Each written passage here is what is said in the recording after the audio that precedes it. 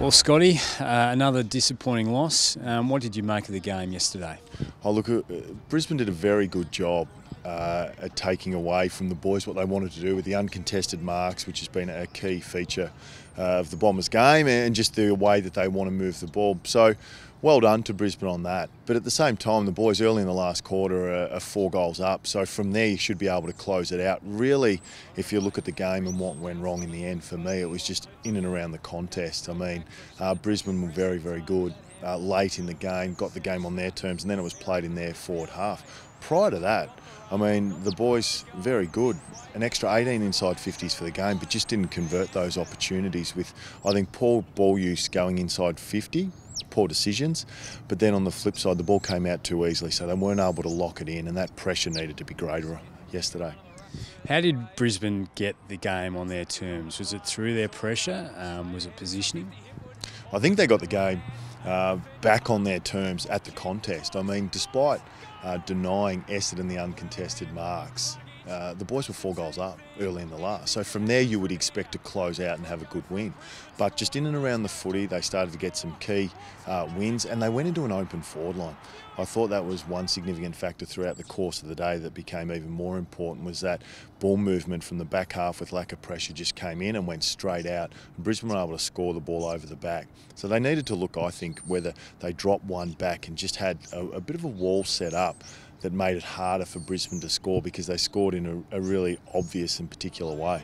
And we got exposed through the middle on a number of occasions. What do you put that down to? The transition out of the forward 50 was too easy for the Lions? It was. You look at it and your midfield worked really hard to get a forward 50 entry. So there's an element of fatigue attached to that. So for them to have time to set up, what you want is some level of pressure coming out of your forward 50 that just slows the ball movement.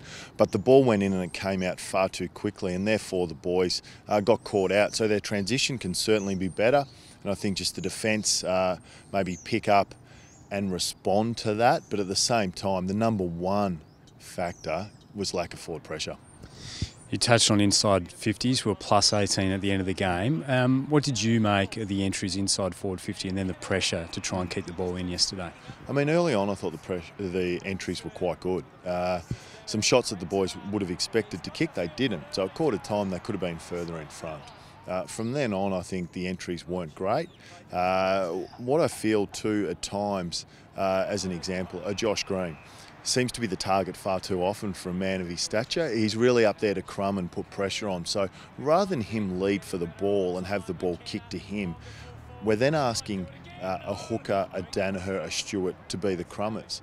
Now, it should be vice versa. They're your targets, and really there should be very few leads given by Josh Green. He should be coming back with the flight of the ball to crumb or be at the feet of the contest, because they did outnumber. They got some numbers and support back there, the Lions, so therefore the ball's more likely to hit the ground because of those numbers. Therefore, have your crummers queuing up to impact around the contest, and if they don't get it, they can apply pressure because they're in the vicinity of the ball. You touched on Dane Zorko as your danger man to look out for. He ended up playing quite an influential role late in the game yesterday.